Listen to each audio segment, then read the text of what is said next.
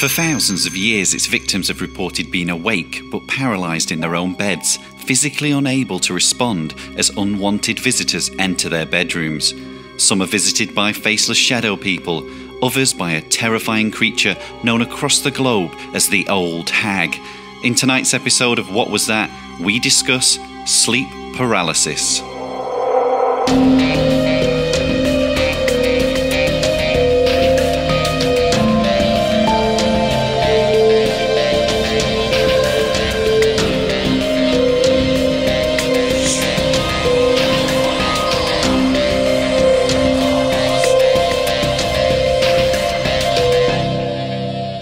Hello and a warm welcome to What Was That?, a podcast covering the paranormal, unexplained and all things strange. In tonight's show we're going to be discussing the unusual world of sleep paralysis, in particular the dark and terrifying episodes that millions of people experience involving unwanted visitors, shadow people and of course the infamous Old Hag. I'm Adam Burke and today I'm really excited to introduce you to our new co-host and longtime friend of mine, Mr. Ben Howard. Hello. Welcome to the show, Ben. Thanks for having me on, dude. No problem, no problem. Have you been sleeping well with your research into sleep paralysis? You know what? I have been sleeping well, but it's certainly given me a lot to think about. It's very creepy. Not sleeping on your back then? Not sleeping on my back. Snoring a lot, but yeah. Yeah. So, Ben, tonight we're going to be discussing a subject which has left scientists and paranormal enthusiasts at odds for a really, really long time now.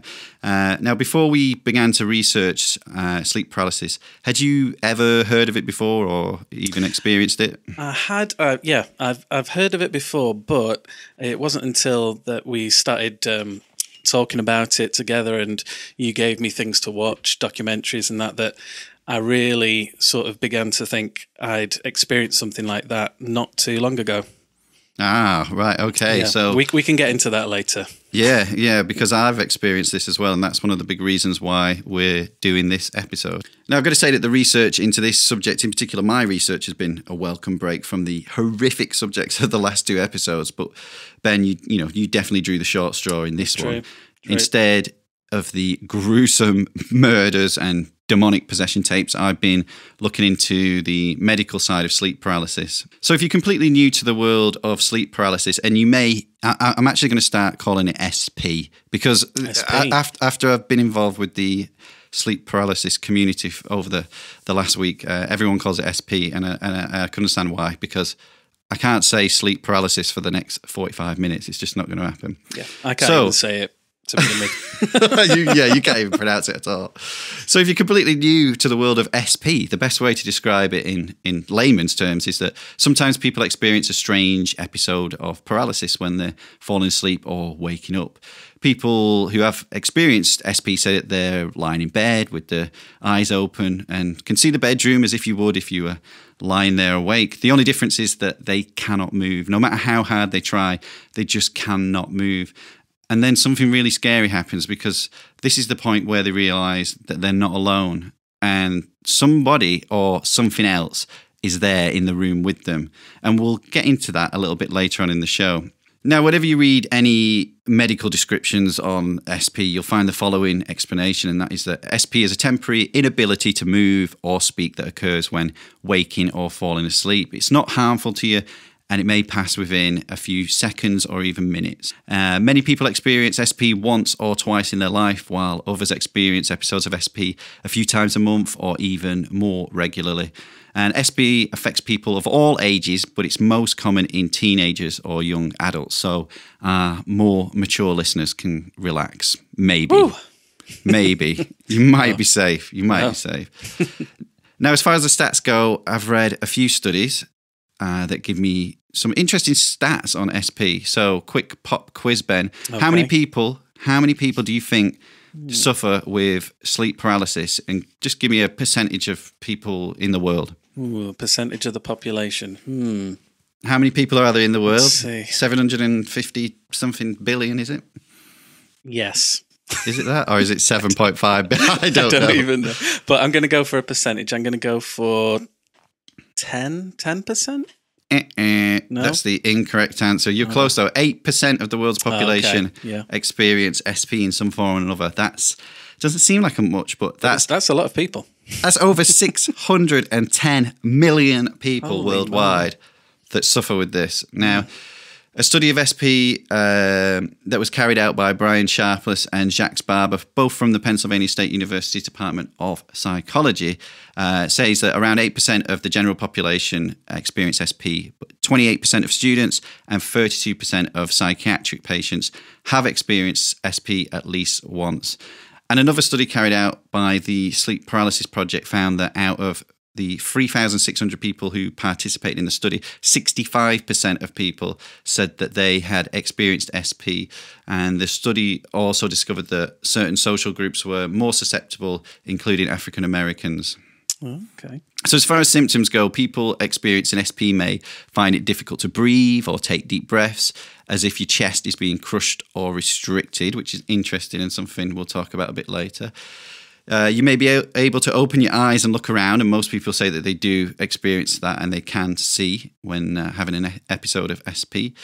Have a sensation that something is in the room with you. Many people believe this presence wishes to harm them, and they obviously will feel very frightened. What's interesting about that, though, is that this is from a document on sleep paralysis from the NHS's website. Now, if you don't know who that is in the UK, that's the National Health Service. Now, this is like a medical document, but I just love that it still has this little bit in about a presence, that it actually says presence. You wouldn't expect that, would you? No, they usually try and bat that kind of thing off and just, stay completely medical. Now, I honestly thought they would not use the word presence and just say people have hallucinations, but it creeped me out a little bit when I was reading it. Yeah. Now, a good way to describe how SP happens is that as we fall into REM sleep, which is rapid eye movement, our brain turns off the activity of certain neurotransmitters in order to paralyze the body. Now, that's totally safe, though. You can kind of say this is like our body going into safe mode to prevent us from harming ourselves during sleep and, in particular, dreaming. So, if you're dreaming about fighting off a bad guy or a dragon or a monster or whatever, you don't start just punching your partner in the face. Yeah, that would be bad. That would be bad, yeah. So our body kind of prevents that by going into this safe mode. Now, what should happen is that when waking, you should become unparalyzed, but for some people, on some occasions, it's almost as if there's a glitch in the system. You could say like a malfunction of the software in the brain, and this leads to a person waking before their body has become unparalyzed. Now, at this point, the amygdala reacts to this kind of unplanned scenario by creating a fight or flight response, which is what generates a great deal of anxiety or an intense feeling of dread and fear. And as for feeling or experiencing a nearby presence, doctors say that this particular sensation is generally linked to people who suffer with anxiety, in particular social anxiety.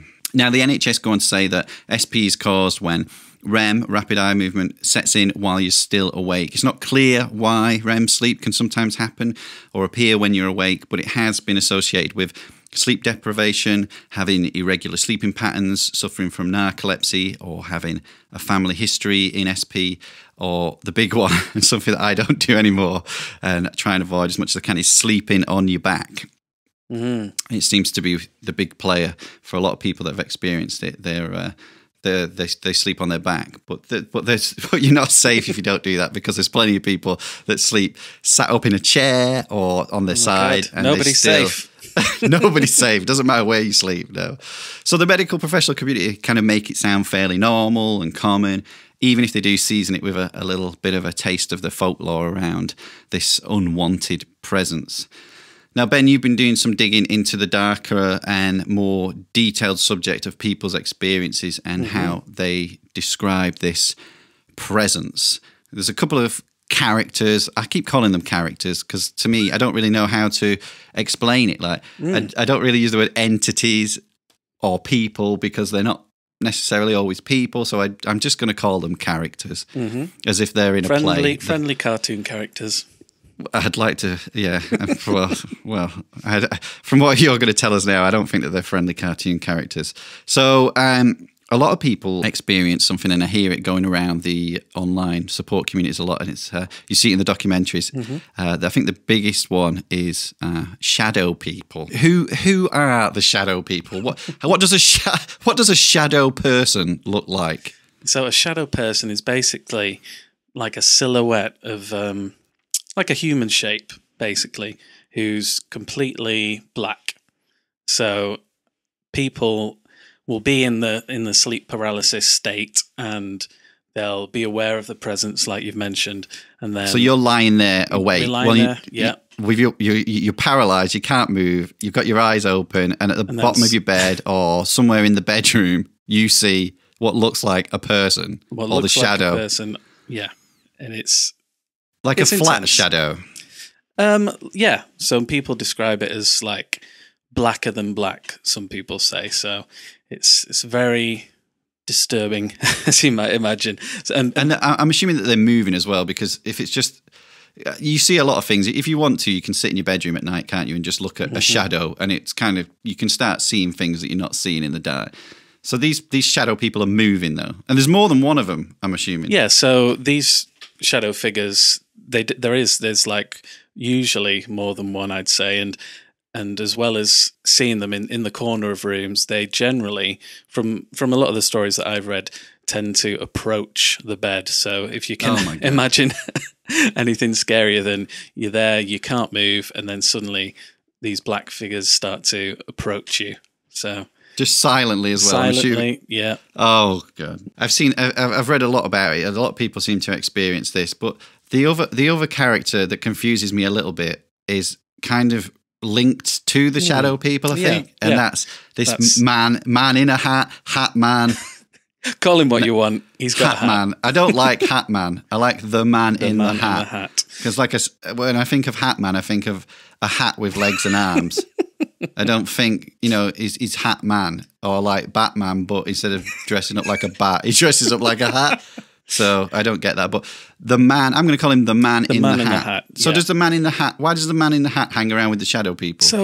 So initially, from the descriptions that I've read, it sounds like an extension of the shadow man. It's basically, it's a shadow man, but he's got a hat on. But if you look into it a little bit more, there's like certain things that go along with this hat man that are different than the shadow man. What, like different experiences? Or yeah, so some people report that he's got red glowing eyes, which is a nice little addition. Oh, yeah, that's a nice touch for when you're lying there paralysed in bed. Yeah, get some red glowing eyes going. And whereas the shadow people tend to be moving around, approaching you, the hat man will just stand and watch. He'll watch. He's a watcher. Yeah. Oh, and he just watches you, or does he watch? Because I've heard some stories where this man with this hat on is kind of looks like the shadow people, but he's almost kind of leading them in a way. Yeah, he's like the head honcho. He's sort of like in charge. You can't see what he looks like. He's just black as well, just like a shadow. He's just dark. Yeah, he's black. I think the only distinctions, like I said, the red eyes, the hat. I think people either describe the hat as a fedora or a top hat. Right. Definitely not a beanie. Some kind of old. Yeah, not a beanie or a fez.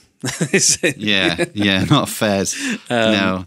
And possibly like a long trench coat as well. And he's usually quite tall, so we're talking like over 6 foot. Now, so that's the man in the hat, not to be confused with the cat in the hat. There's a few other things as well. Before I touch on the kind of the MVP of sleep paralysis, a lot of people claim to see figures of aliens, like extraterrestrial beings. And we'll talk about this a bit later on as well, but just briefly, that sleep paralysis is heavily linked with accounts of alien abduction, because if you can imagine, people are lying there, they're paralyzed, and then they see these figures approaching them and kind of looking at them and moving around them. And it sounds almost identical to these accounts of alien abduction. Yeah, I think it's just people's perceptions, isn't it? I think some people put it down to, it depends where where your sensibilities lie. It's like either can go the supernatural way, the shadow man, the man in the hat, or maybe it's just your brain. If you're more inclined to believe in aliens and UFOs, then your brain's going to go that way. And some people think about like creatures. When I say creature, rather than like the other characters that play a role in this are kind of more like people. You know, like 2 arms, 2 legs, kind of stood up people. But a lot of people have reported things like cats. And just weird kind of like demon-like creatures and kind of we've got a whole circus. Mythic creatures. Yeah. Now the MVP of SP, as I like to put it, is the Old Hag, or the Night Hag, as some people call it. What's she all about? So she is from Scandinavian folklore. So the word mare is actually like an old woman. Old woman, yeah. So the word nightmare itself back in the day meant sleep paralysis. Oh, right. Okay. She is the nightmare. Now, people describe her as like the best way I find to describe the Old Hag is that if you've seen any old kind of movie or old Disney thing, the Wicked Witch kind of, sort of the hooded kind of one. Yeah, like an old traditional witch, big long nose, like the kind of thing you'd see on a Halloween mask of a witch. That's what the Old Hag looks like, you know, crooked and just disgusting, skinny little thing. I have a bit of a relationship with her, which I'll talk about later on. Now, some people see these visitors as like nothing more than hallucinations. They believe and accept that they're just maybe a figment of their imagination, but others are intrigued by their existence and over time begin to try and make contact with them and take control of their episodes by mastering what they call lucid dreaming, eventually trying to actually communicate with them, which just sounds... that's just not what I want to do. Sounds dangerous. Each to their own. There's also a large percentage of people who believe that the visitors are just pure evil, like they're ghosts, demons, aliens, or even people from another dimension that they believe somehow breaking through the black mirror and unexpectedly or maybe even purposely bumping into these things when really we shouldn't be able to see them, almost like having a special gift that allows them to maybe look behind the curtain and see what shouldn't be seen. So some people believe that these different characters, these people are like kind of always around us. It's just kind of on a different plane, on a different dimension. And sleep paralysis is actually the tool that allows you to sort of tune into that. To tune into it, to like kind of open this gateway. And people say that that's why these people start to approach, maybe look confused, come over, because they're kind of thinking like, why can you see me? They just want to give you a hug. They just want to give you a hug. I don't want any hugs, thanks. I'm all good. I just want to go to sleep. Now, as part of my research into this subject, I decided to infiltrate, I'll say. It's a bit of a harsh word, though. Some of the SP communities online and chat to other people who experience SP on a much more regular basis than me. I felt like I wasn't much of a cheater for kind of getting in there because I experienced it myself. I did have a real story to tell and people accepted my story. Now, there's over like 15,000 members in one of the groups alone that I was talking to. And all of these people are seriously affected by this disorder, and a lot of them are really, really struggling with it. But I did manage to get some information from a few of the members, and most of them wish to remain anonymous, which I think is fair. It's a closed group, you know, and it's for sharing health issues and things like that. So not naming anyone that didn't want to be named. But we did also get an audio description from one member who lives in Arizona. Now, this gentleman is called Johnny Ironsights. He's a really talented musician from Arizona. And due to his working patterns and the 8-hour time difference, we decided not to carry out a full interview on Skype for the show, but instead for him to record some audio describing how sleep paralysis affects him personally. And I'm going to play that audio for you right now. My name is Johnny Ironsights. I'm 40 years old, a garage punk rock musician, film composer, and historian from California, and I'm coming to you from Arizona today. Now, I used to say that I've suffered or battled sleep paralysis, but after experiencing it, I've experienced it for 32 years, several times a week, I now have a more nuanced view of it. You know, in some ways I see it as a blessing in the sense that these episodes or encounters have helped my creative process, but they are also a curse. They deprive me of my night's sleep. I'm never really rested because of it. Now, one of the first sleep paralysis episodes occurred when I was 12 years old. Even as a child, going to Catholic school, I always had an affinity for the supernatural, the occult, aliens, whatever. And one evening, I asked my mom to take me to the library, where I stumbled on this book in the religion section. The cover, I remember it had all these strange and esoteric symbols of the occult on it. Totally intrigued my little 12-year-old mind. I brought it home. I did not show it to my mom. I knew that she would not have approved of it. And I started to read it, but I was really more focused on the images within it. And I remember I was beginning to drift off into sleep, and I woke up, but I was paralyzed. What it reminded me of now when I think back on it is Gulliver from Gulliver's Travels. If you remember, he fell asleep on the grass, only to wake up to find his body tied down. That's how I felt. I could not move. I tried to scream out to my parents in the next room, but I remember my lips could barely move. Suddenly, there was this being, this thing, and it stood over me, kind of hovering above me, and it was within this green cloud. It was a circular cloud. And within that circular green cloud were the same symbols or similar looking symbols that I had seen on the cover of that book. Now I knew I was awake, and then I started to feel these tingly vibrations right before gaining full function of my body again. I remember I rose out of bed and I actually went through that cloud. And sometimes after sleep paralysis, I've experienced what I like to call remnants. They are these beings or things from the sleep paralysis, hallucinations, if you will, that lurk for a few seconds to sometimes nearly a minute after being awake. Sometimes it's the full-on demon, alien, whatever, and then sometimes it's simply words, usually not in English, and sometimes symbols, and these symbols could be etched in the wall, the ceiling, or just sometimes floating in front of my face.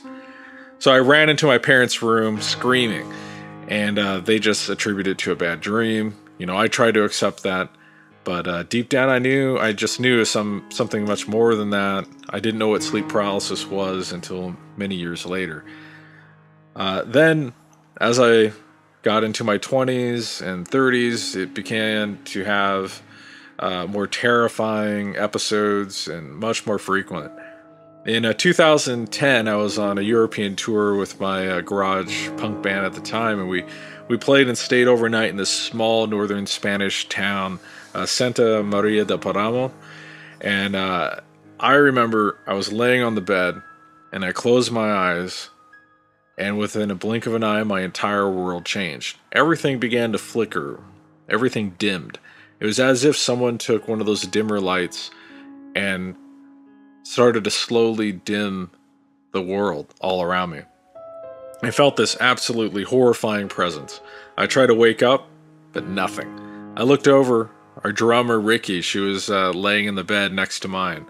I screamed out for help, but nothing was actually coming out. It was like I was trying so hard to scream, but I couldn't vocalize anything. Soon it was what only I could describe as this demon. It was a long, dark figure, this disfigured face. One of the few that in my sleep paralysis they actually have faces. It resembled a monster from one of those popular 16th century depictions of hell.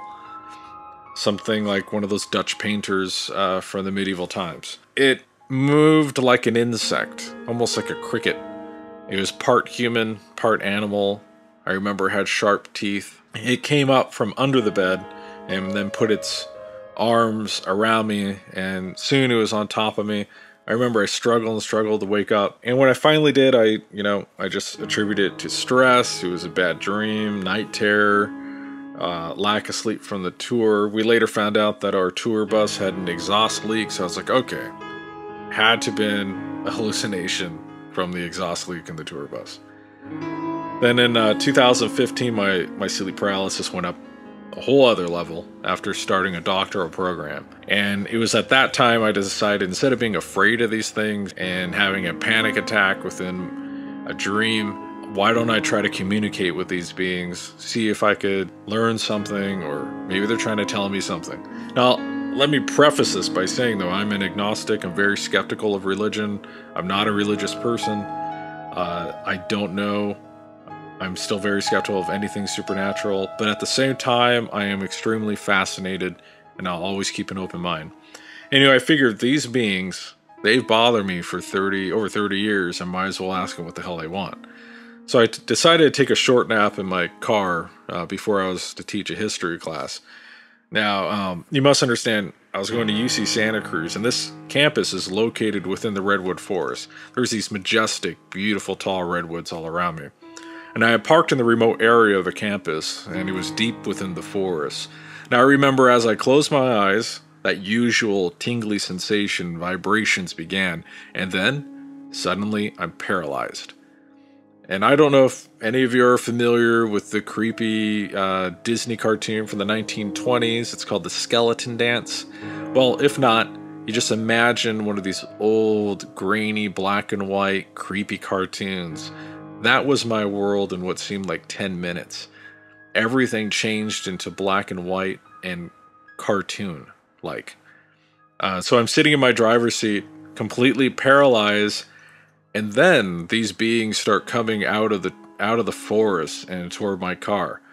There's about 3 or 4 of them, long black figures. These ones don't have faces, which is typical in most of my sleep paralysis episodes. They do not have faces. I look up through the sunroof of the car, and I had opened it, and the trees were now cartoon trees. The branches are swaying, and the wind was really going. Although in reality, outside of the dream, it was a calm day. The sun was gone, and it was replaced by the moon. So I finally resigned to it. I was completely awake within my dream, just not within my body.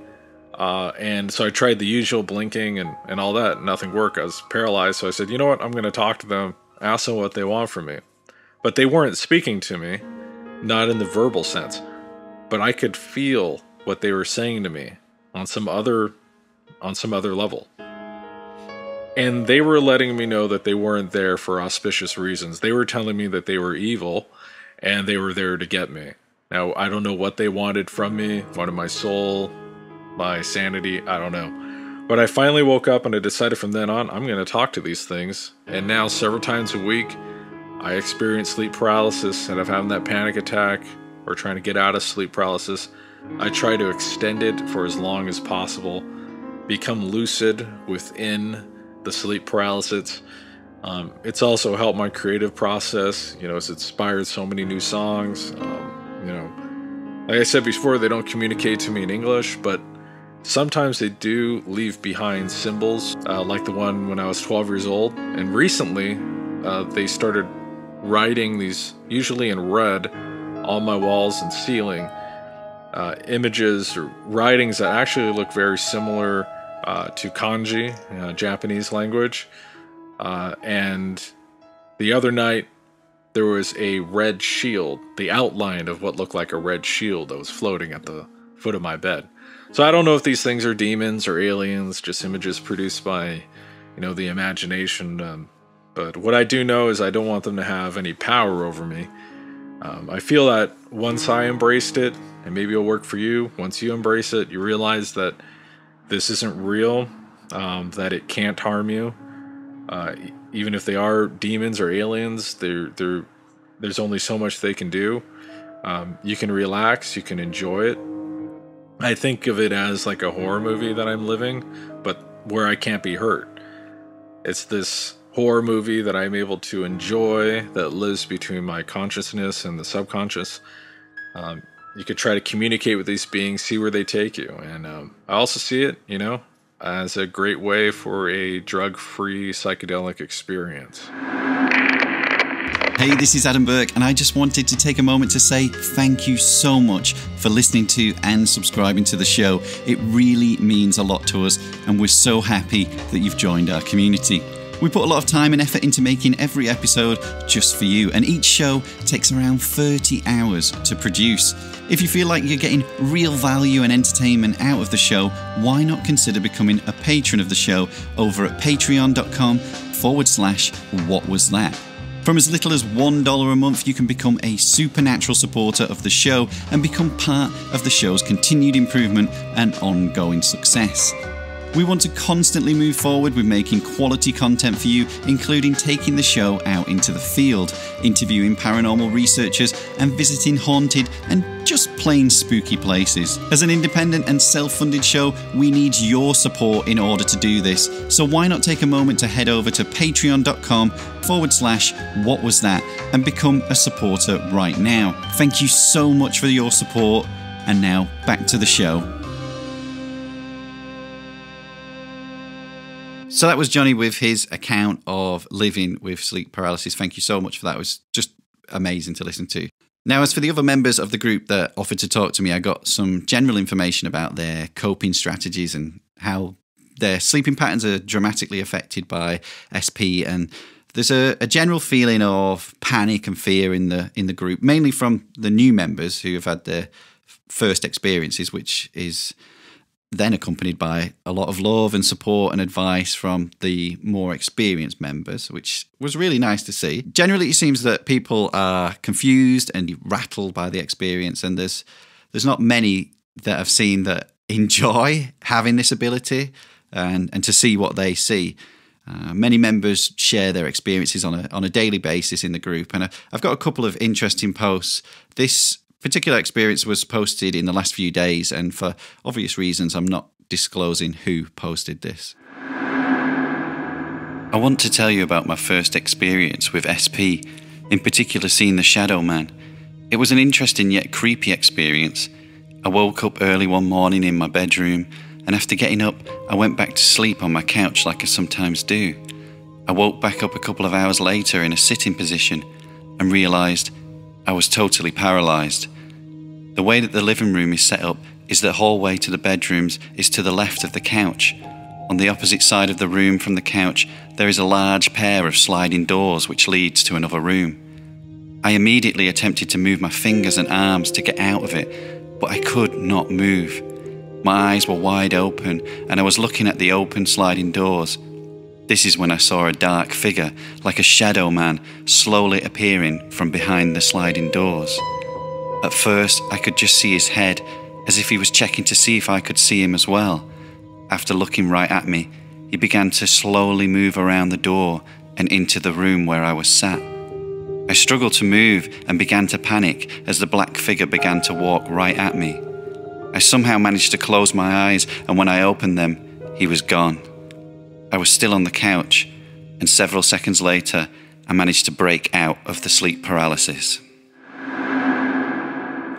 So what did you think of that one, Ben? Terrifying.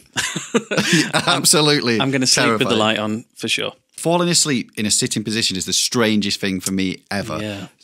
And to experience sleep paralysis while sat up would confuse me even more, because I think if I was lying down, I'd know that maybe it was sleep paralysis. If I was sat up with my eyes open, I assume that is like full awake mode. Yeah. You know.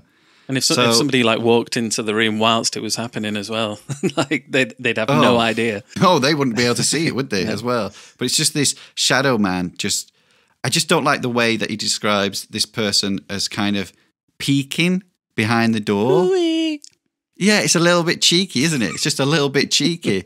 It's a little bit playful, a little bit cheeky, but at the same time, absolutely terrifying, because why is he checking? Yeah, what? He's like, can he see me? Why is he then going, oh, he can see me, now I'm going to approach him? But a later response to this post was from another member of the group who replied with a photo of a page from the Bible that read, "The armour of God. Finally be strong in the Lord and his mighty power. Put on the full armour of God so that you can take your stand against the devil's schemes." A lot of people, it's an amazing piece. A lot of people do believe that this is a religious experience. And even, I've seen that on the group, that even non-religious people can sometimes kind of sway towards religion in an attempt to prevent further episodes. I'm not particularly a religious person. I don't know what scares me more sometimes, like reading it, but then it being followed with passages from the Bible. I think I'm still too much in touch with last episode's exorcisms and possessions, and at the moment the Bible, any Bible passages just scare me. Yeah. Another post reads, I had my first episode of SB between 3 a.m. and 5 a.m. earlier. My first one was terrifying, as if I was going to get possessed by a demon. I didn't remember my dream being scary or horrifying, but as soon as I woke up and opened my eyes, I saw red blood on the corners of my wall. Jesus. Some loud, inaudible whispers on my ears, and as if someone was watching me on my side. As soon as I started to realise I can't move my body, I started panicking and started to hyperventilate, and I couldn't speak. After I said my prayers in my mind, and they've put in brackets, I'm not a religious person, I can freely move my limbs and everything went back to normal. It was scary, and I don't want to experience it again. I don't want to sleep again. Ooh. They were pretty rattled by that. This is the general kind of feeling that most people have, that when it's their first experience, when you go into the group, you can see that there's certain posts which are by more experienced members that have this on a regular basis and are kind of learning to live with it. And then you get these horrifying posts by people who say, oh my God, I've just had my first experience. I don't want to go to sleep. And I don't ever want to go sleep again. It's just, it reminds me of Nightmare on Elm Street. I was just about to say that. Yeah. This whole research into sleep paralysis has just given me Dream Warrior vibes the whole way through it. And I feel like the more time I spent in this community, the more coffee you drink. The more coffee I drink, the more time that I'm actually thinking that I may be a dream warrior. If I stay there long enough, then I think they need to change it from sleep paralysis support group warriors, or whatever it may be called, to just full on dream warriors, because these guys that suffer with this like on a regular basis are hardcore. They must be. Like, I'm not even making fun of them. I don't want to make fun of them at all. They are hardcore. Such a great group, but it needs to be called Dream Warriors. Definitely. Now, there's a lot of different opinions about the SP experience. Some people believe that SP may be caused by the energy created by the person sleeping next to you. Okay. Not sure about that one. I don't know about... I don't think that my wife's got any energy left in her when we go to bed to give birth to the shadow people. But some suffer with a feeling of being burnt alive during SP. God. It just gets worse. So it gets worse and worse the more you dig into it. Yeah. So they lie there for seconds or sometimes minutes. So it could be 5 minutes with the intense feeling of being burnt alive. Moly. And some people 100% believe that their SP episodes are a gateway to communication with spirits. Now, this is where the podcast gets a little bit. It's not 18 or anything. There's no swear words. We're not going to be using any of them. But it gets a little bit fruity at this point now, because I've read a lot of comments about experiences being quite sexual in nature. Feelings of being kissed. Ooh. Now, I don't want to be kissed by any of these people, but if I had to, well, I don't know, but I tell you what, that old hag, I am not kissing her. I'll kiss the man in the hat all day long, because you can't even see what he looks like, really, but I don't know, feelings of being kissed. The awful thing is some people have feelings on the flip side of this, the non-pleasurable side of it. Okay. People have feelings of being molested, which must be horrific. Yeah. And I've actually seen quite a lot of stories of people being probed. Okay. More specifically, anally probed. So this is the way they describe it. On not one post, this is many posts where people are experiencing being paralyzed and anally probed. Is this post from an E. Cartman? Yeah, you'd think so. You'd think so. But I've actually seen 3 or 4 of them, but this is actually where the connections between SP and a lot of alien abduction accounts blend together. They blend so perfectly. SP's been linked to alien abduction due to the fact that so many people believe that they were visited by extraterrestrial looking creatures, and that they've been kind of observed and tested on by these creatures that resemble aliens, you know, One person who claimed to have been anally probed by aliens was questioned by other members within one particular group, which I'm not going to mention, but it was a serious SP group. But it actually resulted in this member finding it necessary to inform all the other members that had joined this particular thread that that it was real, and they knew it was real because they, and this is in quotes, pooped blood for 2 days after the episode. Wow. Yeah, my initial response to that is obviously shock at first, and then it's please, please, please go and see a doctor. Go and see a doctor. If you're losing blood from any orifice, go any orifice, go to the doctor. Please go and see a doctor.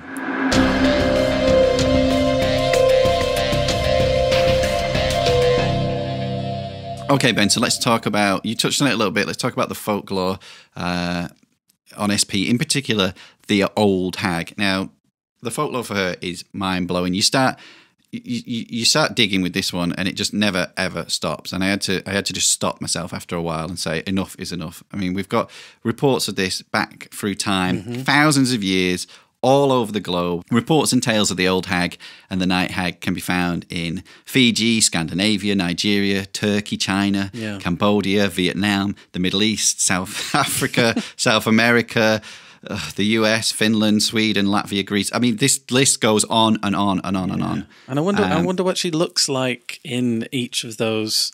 Like, does her appearance change, like, to fit with the... Apparently, most people say it's the same experience, that this awful-looking witch-like thing just enters your room or appears at the bottom of your bed, crawls onto the bed, and then sits. It's on your chest, isn't it? Sits on your chest and or strangles you while just kind of staring into your eyes. It's horrible. Yeah. Now, the Vietnamese call it by the name, and I'm going to pronounce it most likely wrong. I think it's pronounced Ma Day, meaning held down by a ghost. The Chinese call it Gi Yeshen, which translates as ghosts pressing down on the body. And in Swahili-speaking parts of Southeast Africa, it's referred to as Jinamizi, which means strangled by the jinn. So there's a definite commonality amongst all those names, aren't there? Yeah. Strangled. Yeah. And Strangled by the Jinn is not a reference to Wes Craven's film Wishmaster, which I recently rewatched. A terrible movie. And as soon as I saw this Strangled by the Jinn, I just immediately had horrible flashbacks of Wishmaster. But in terms of artwork as well, there's so many depictions of the Old Hag or the Night Hag, the most famous being Henry Fazili's 1781 painting Nightmare. Is that clearly, the one with the horse? Yep. No. The one with a horse? There was not. No. There's a horse. No. This one clearly shows a woman asleep as a demon-like, almost like a little devil-like creature just sits on her chest. Okay. And if you look into Scandinavian folklore, they believe that SP is caused by a mare, like you said earlier on, a supernatural creature or the ghost of a damned woman who sits on the chests of sleeping villagers, causing them to have nightmares. And like you said earlier, that's where the term nightmare originally comes from. And people of all different cultures from hundreds, if not thousands of years ago have made reference to the same kind of 3 or 4 main characters that visit them in the night: the shadow people, the man in the hat, or the hat man, or the hooded man, as some people described him. And of course, the Old Hag or the Night Hag. And I just find it mind-blowing that going back thousands of years, some of these small towns, villages in countries that there was no Google, there was no Skype, there was no mobile phones. They definitely didn't have access to like telephones and things. How did so many places in so many countries, you can find this story in like every country in the world. Why is it that they're all seeing the same 3 or 4 characters? It's strange, isn't it? I think it's definitely got something to do with your primal instincts, hasn't it? I think once you imagine that there's a figure sort of stood looking over you, I think the Shadow Man is sort of like the base, and then anything after that, the sort of the hat and the I think that's the mind kind of building up, like adding add-ons. Sort of extra, add-ons, adding extra sort of details and flourishes. Yeah, definitely. Now, we watched, as part of our research, we watched a couple of documentaries. One of them I rewatched, but the first one was The Nightmare, It's a 2015 documentary directed by Rodney Asher. He's the guy known for making the documentary on The Shining called Room 237, right, yeah. which is actually a really, really good documentary. So I was really hyped. I was really hyped to watch The Nightmare. Not the best produced documentary. Now, this is my autism kicking in now because I've got to give him some credit. It was a good documentary. It must have been, because within about 10 minutes, my wife had to leave the room because she was terrified, whereas I was nitpicking, and it does go on a bit. And I had some issues with the thing that I was looking forward to the most, and that's the reenactment. And I just couldn't get past the fact that it had some dodgy rubber alien suits and actors wearing morph suits that you could see the seam lines on them when... Yeah, and there was they had a weird thing where not only did they show you the reenactments, but they filmed it as though you were in the studio watching them film the reenactment, so you could see like crew members and they had some things. It was a strange way of going up. Yeah, I think that one of the original camera angles as the first guy's talking is I don't know if the cameraman was on his first day and was just trying out some ideas and didn't know he was recording, but he's kind of filming someone being interviewed in another room whilst he's in the hallway peeping round the door. I don't know. But strange. Maybe it was him impersonating a shadow person. I don't know, but it's worth watching if you don't care about the presentation and you're not like me. You'll probably watch it and think it's amazing. Or if you just want to kind of waste an hour and a half of your life, then you can do it. I thought it was okay. There's a few sort of cheap shots, in terms of like jump scares that, you sort of, am I watching a documentary that's like got this serious tone, and then suddenly there'd be like a crazy jump scare just thrown in there that'd catch me off guard. There was a lot of hype for this one. That was my problem. It's a movie documentary and it was hyped, and I got so excited about it, got into it and realised that it was a lower standard than most documentaries that you see now, like on Netflix and stuff. Yet this one was being put out on a trailer like it was some masterpiece. So I was really excited about it. It was on a topic that I was really interested in. But I felt like it steered away from a lot of things. Like it didn't really talk about the Old Hag. No. It kind of focused a lot on aliens and things like that. And but the morph suits just did it for me. Once I could see the seam lines on there because they did the lighting wrong, I started going into the alien ones, the ones that they. No, it was the shadow people. When they were doing the shadow people, they were wearing black morph suits, which works really well at a distance as a three-dimensional shadow, because these victims were saying that they were describing the shadow people as a three-dimensional shadow. So when I saw the morph suit, I thought, what a brilliant practical effect. The only problem is they insisted on doing lots of close-ups of the shadow people kind of arching over people lying on the bed and looking really close into their faces, which meant that the studio lighting highlighted the seam lines. There we go. That's a complete waste of time, you listening to me nitpick some seam lines. But check it out. It's available to rent on Amazon Prime, and it's on available to rent on YouTube. I believe it's on Netflix in the US as well, not in the UK. And my eyes sealed shut, my mouth sealed shut. And it's as if everything was shutting down except for my awareness, my consciousness. And then I could feel a vibration. Sometimes it was so intense it felt like being electrocuted, but it was definitely an electrical vibration. I began hearing voices and screams and crying and all of this really emotional drama. Yelling to crying, but all negative emotion, all of these different voices. And then that is when the shadow man would come toward me.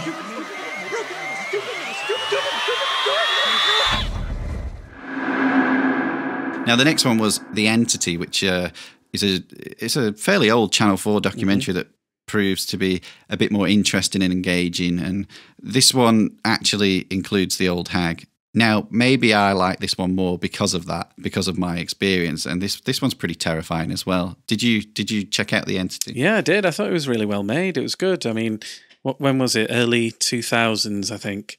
So some of it's dated a little bit in certain places, but I really like the narration as well, like some Scottish actor. I think I recognised his voice. I think it's a typical Channel 4 documentary. It's well put together. Sort of a serious tone. And that one's, for a limited time probably, it's available to watch on YouTube. Someone's uploaded it there. Until it gets I can't find it anywhere else. Yeah. It's not available on Channel 4's official website and on demand and things like that. It's not there. But yeah, definitely check that out. Check them both out. They're if you're interested in sleep paralysis and you want to learn a little bit more, in particular about people's personal experiences, then go and check them out. What's making you scream at night? Just a nightmare. You know, the one where you're falling and you're about to hit the ground. Or how about when you wake up and you open your eyes, but you can't move? It feels like something's holding you down. You know something's in the room with you. Something evil. The other thing that I watched, which was a complete waste of my time, was the 2016 film Dead Awake. Now, I hadn't planned to watch this as part of research. I just was looking at something. There was a link to it. I saw a trailer. It focused on the Old Hag. I thought, brilliant. Let's waste an hour and a half of my life watching this.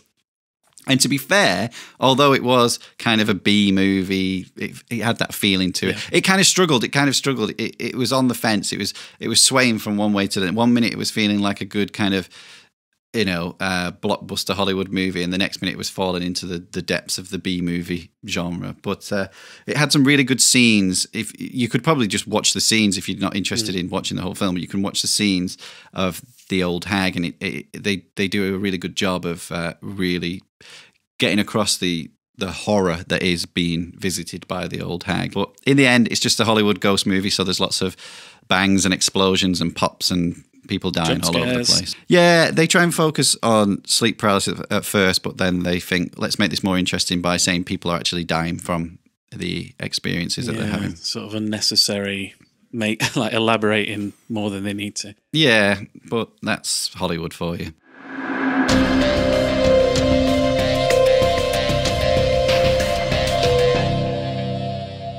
Okay, so one of the reasons for talking about sleep paralysis on this episode was the fact that I've had an experience firsthand, and it was over 10 years ago. Totally blown away by the experience. It was like no other, and honestly, I'll never forget it. And this is one of the reasons that I wanted to look a bit deeper into SP and stuff.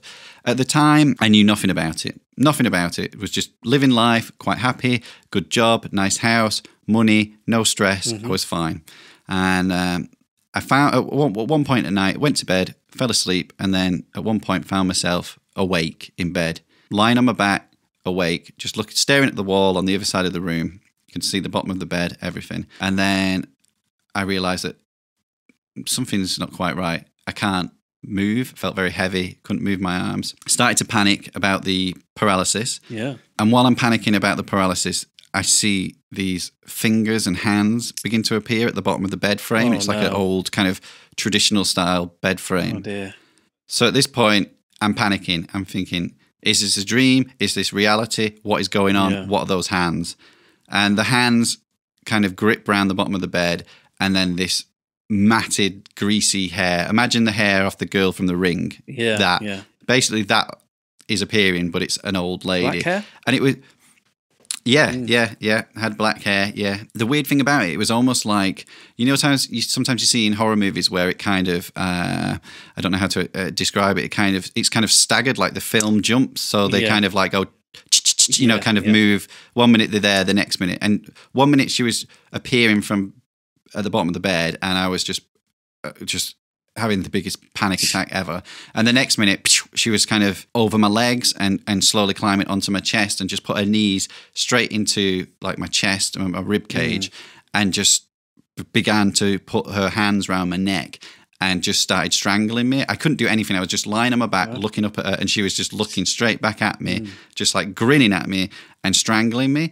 At the time, my partner actually woke up because I was within this sleep paralysis, I was screaming as loud as I could. Right.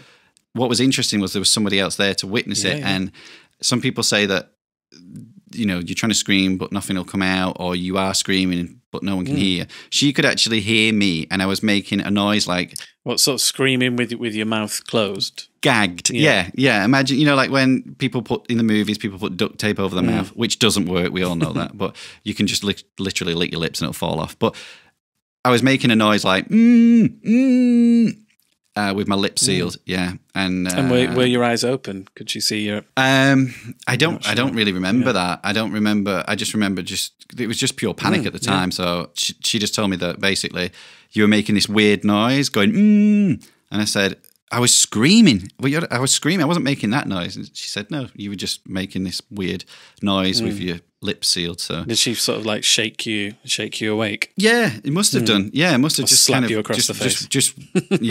Yeah, probably. Well, you would do if someone was lying in bed next to you, just going.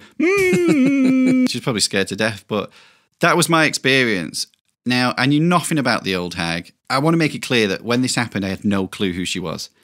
I had no clue what sleep paralysis was, never heard of the Old Hag. And if it was just my imagination, why wasn't it one of the, Freddy Krueger, Michael Myers, or Pennywise the Clown, or any other of the horrific things that I've seen and read about and, within the horror genre?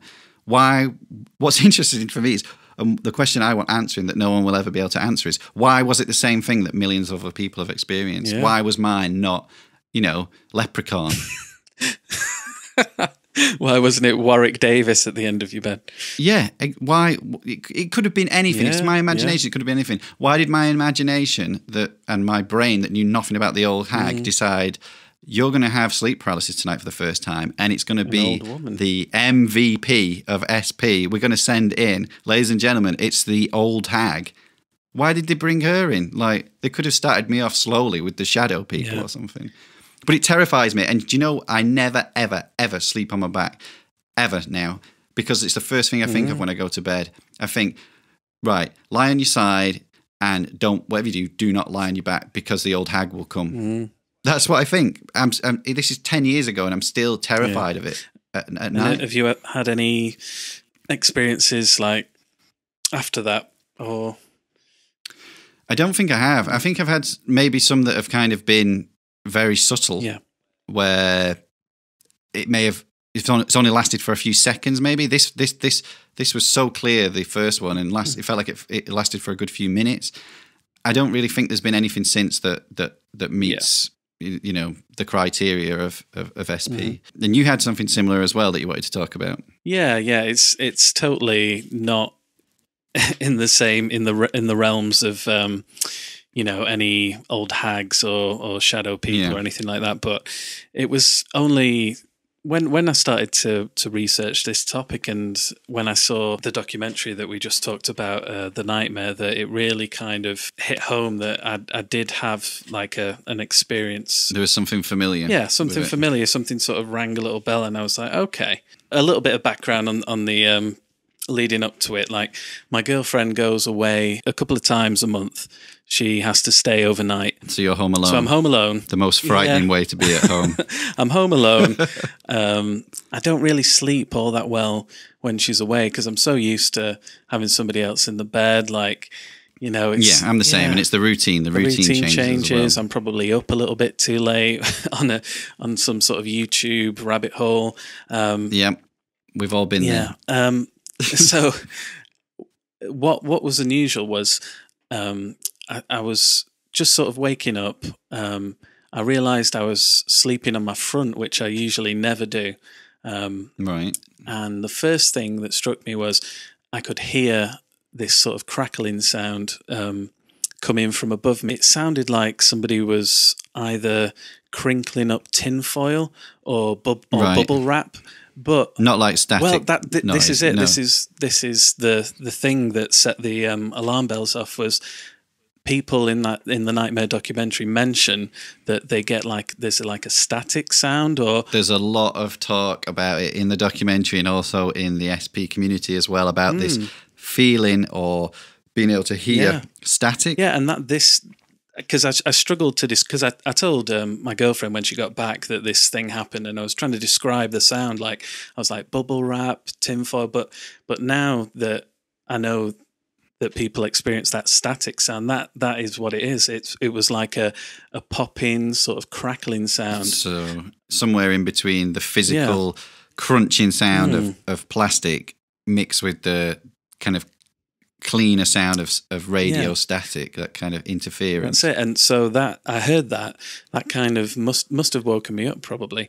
And at the same time as this, I heard this sound and I was trying to identify what the sound was. I could feel, I sort of knew in my mind that there was somebody like stood over me.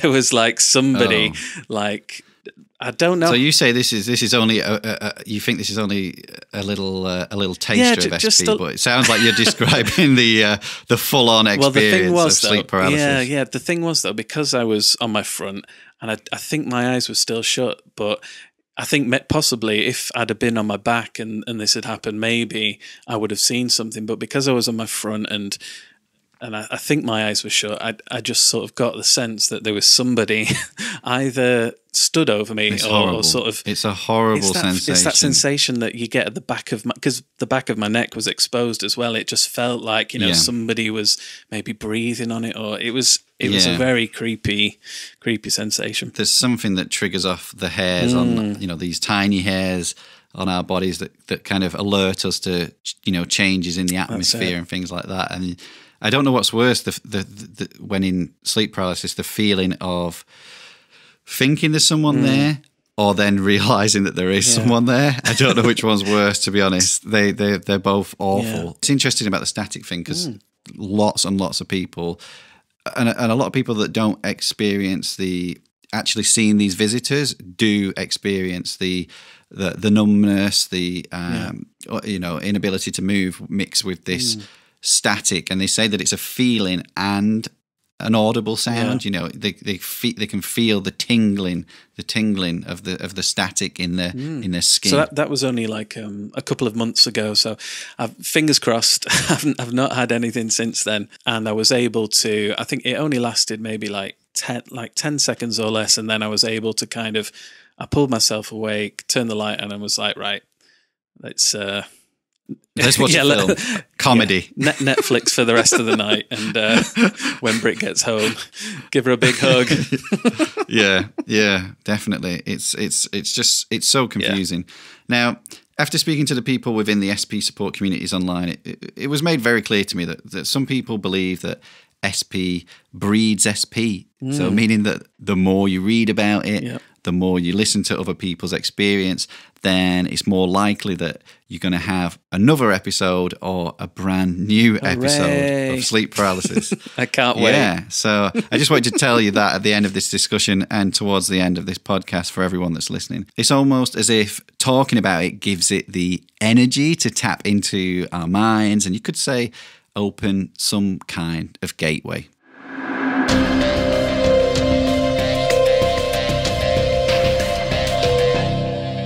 So that's our discussion on sleep paralysis and the Old Hag.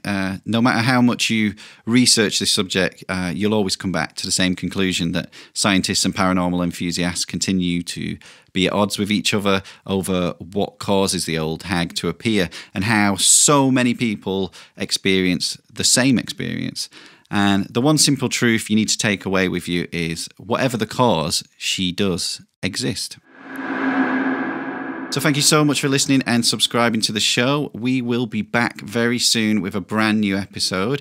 And I can assure you that on the new episode, both me and Ben, we won't have our own experiences to talk about. Because in the next episode, we're going to be talking about haunted dolls. Mama.